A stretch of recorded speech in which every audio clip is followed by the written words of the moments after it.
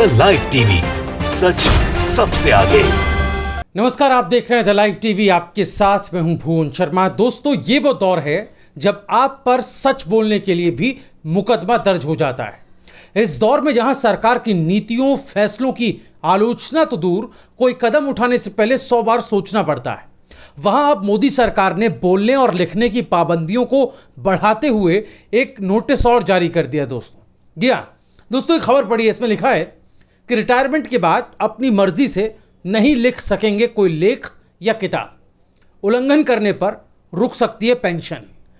मोदी सरकार ने यह तय किया है कि इंटेलिजेंस या सुरक्षा संबंधित किसी संस्थान से रिटायर होने वाले सरकारी कर्मी, कोई भी कर्मी, अपने लेख या किताब अपनी मर्जी से नहीं प्रकाशित कर सकते। मतलब कि प्रधान सेवक जब चाहे मन की बात करें, लेकिन अगर कोई रिटायर्ड सरकारी कर्मी कोई बात कहना चाहता है तो उसे उसकी परमिशन लेनी होगी। मतलब वो इसका राइट नहीं रखता, उसको पहले परमिशन लेनी होगी। और अगर वो ऐसा ना करे और अपने मन की बात या आप बीती या फिर खामियों और बदइंतजामियों या अव्यवस्था को लेकर कुछ कहने की हिमाकत करे तो उसे उसका बुढ़ापे का सहारा यानी उसकी पेंशन रोक देंगे। क्या बात है! पारदर्शिता की दुहाई देने वाले प्रधान सेवक और उनकी सरकार का यह कदम क्या सवालों के घेरे में नहीं आना चाहिए? दोस्तों, खबर में लिखा है कि संस्थान के प्रमुख के पास किसी भी लेख या किताब को लेकर यह तय करने का अधिकार होगा कि यह संवेदनशील है या नहीं। जाहिर है, संस्थान सरकारी है तो फैसला सरकार ही करेगी, लिहाजा सरकार के खिलाफ तो कुछ भी छपना संभव ही नहीं हो पाएगा। ये तो कॉमन सेंस वाली बात है। वहीं आगे लिखा है कि एक फॉर्म 26 अंडरटेकिंग के रूप में कर्मी को देना होगा, फॉर्म 26 देना होगा। इसमें यह है कि अगर रिटायरमेंट के बाद वो अंडरटेकिंग की शर्तों का उल्लंघन करते हैं तो उनकी पेंशन रोकी जा सकती है। वहीं मोदी सरकार इस फैसले के पीछे देश की अखंडता, सुरक्षा, विदेशी संबंधों का हवाला दे रही है। वो बात अलग है कि इससे सरकार की सुरक्षा और स्थिरता भी जुड़ी हुई है।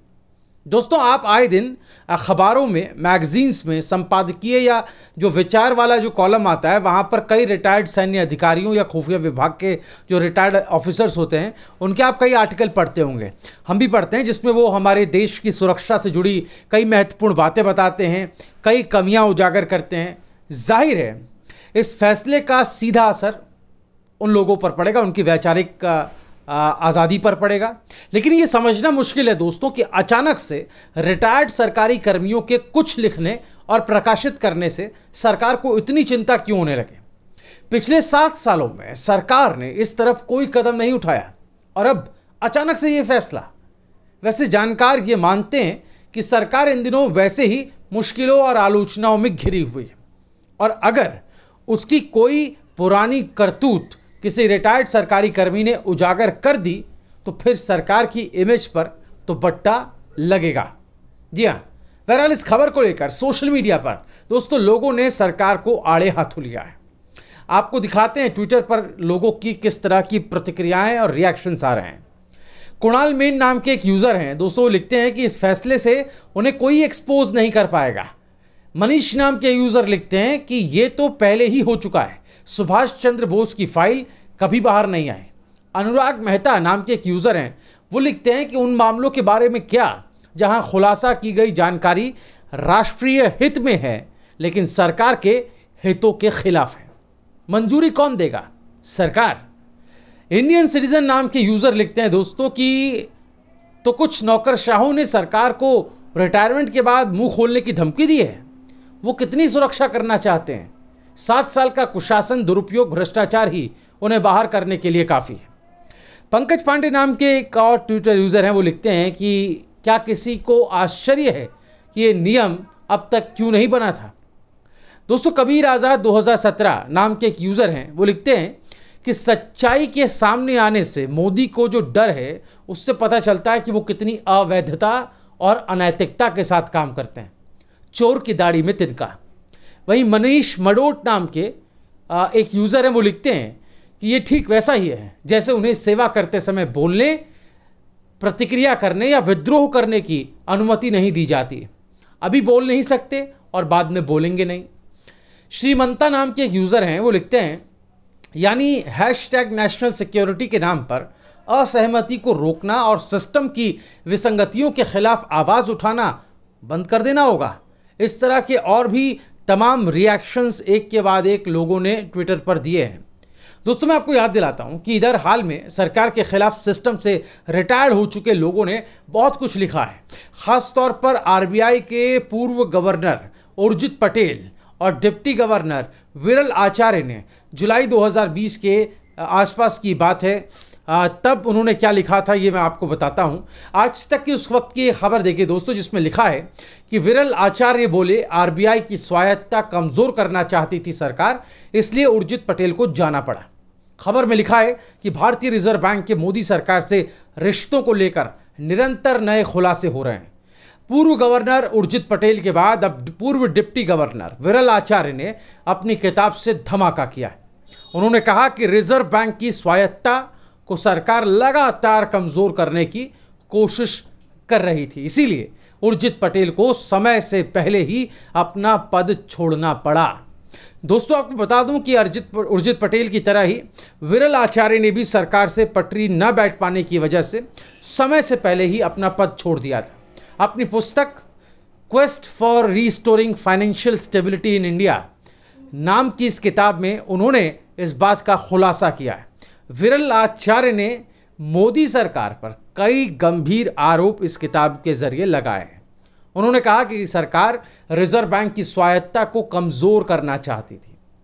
वहीं पिछले साल दोस्तों 24 जुलाई को ही रिजर्व बैंक के पूर्व गवर्नर उर्जित पटेल की भी किताब आई थी, overdraft saving the Indian saver release हुई थी, जिसमें उन्होंने सरकार पर कई गंभीर आरोप लगाए थे। इस किताब के जरिए उर्जित पटेल ने कहा था कि तत्कालीन वित्त मंत्री के साथ उनका मतभेद दिवालिया मामलों को लेकर सरकार के फैसलों से शुरू हुआ था, जिनमें कंपनियों से काफ़ी नरमी बरती गई थी।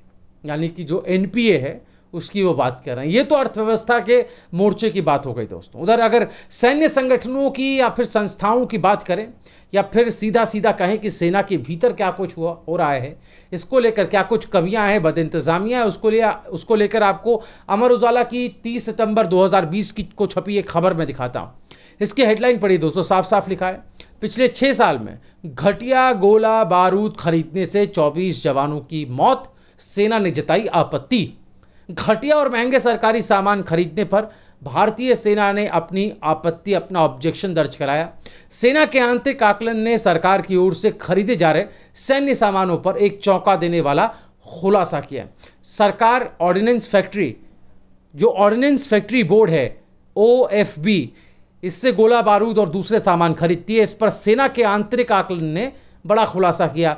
आमतौर पर सालाना भारतीय सेना के 111 सैनिक दुश्मन की गोलियों से सीमा पर शहीद हो जाते हैं, लेकिन आकलन में यह बताया गया दोस्तों कि घटिया गोला बारूद खरीदने की वजह से पिछले 6 सालों में 24 जवान शहीद हो गए। ये जवान करीब खराब गुणवत्ता की वजह से अपनी जान गंवा चुके। इसके अलावा 131 जवान ऐसे जो गंभीर रूप से घायल हो गए। तो ये खबर प्रकाशित हुई थी। इस तरह की कई सारी बातें दोस्तों आए दिन सामने आती रहती हैं, क्योंकि हमारी व्यवस्था का एक अंग सेना भी है, और जाहिर है जैसे व्यवस्था के दूसरे हिस्सों में हम देखते हैं भ्रष्टाचार और दूसरे तमाम तरह की चीज़ें, विसंगतियां हैं और अव्यवस्थाएं हैं, कुछ इसी तरह की चीज़ें जो हैं वो सैन्य संगठनों में भी है, सैन्य संस्थाओं में भी है, और वो बात बाहर आना कोई गलत नहीं है, उसको दुरुस्त किया जाना चाहिए। लेकिन जब इस तरह के नए नियम सरकार बना देगी, एक नया नियम लागू कर देगी जिसमें रिटायर्ड होने के बाद, हालांकि सर्विस में रहते वक्त तो कोई जो है अधिकारी या सैन्य कर्मी ऐसा कह पाने की ज़रूरत नहीं कर पाता, अगर कोई करता भी है तो उसका आश्रय क्या होता है, यह हम जो है वो अतीत में देख चुके हैं। किस तरह से एक सैन्य कर्मी ने जब एक खाने को लेकर, सेना के अंदर रोटी को लेकर जो है वो सवाल उठाया था, एक वीडियो बनाया था, तो उसके बाद किस तरह से क्या हश्र उसका हुआ वो हम सब ने देखा। तो भीतर रहकर, व्यवस्था का हिस्सा रहकर, सर्विस में रहते हुए कुछ भी बोल पाना, इसकी जो पाबंदियां हैं उसको तो हम समझ सकते हैं, लेकिन जब बंदा रिटायर्ड हो गया है, जब वो सेवा निवृत्त हो गया, उसका मतलब ही है या वो सेवा में नहीं है, तो क्यों नहीं वो अपनी बात खुलकर कह सकता, क्यों नहीं वो बात किताब के ज़रिए, समाचार पत्र में लेख के ज़रिए लोगों को बता सकता है। इसकी आज़ादी उससे क्यों छीनी जा रही है, ये लोग जो है वो सवाल कर रहे हैं। दोस्तों, इस पर आपकी राय क्या है, हम ज़रूर जानना चाहेंगे, हमें कमेंट करें। द लाइव टीवी, सच सबसे आगे।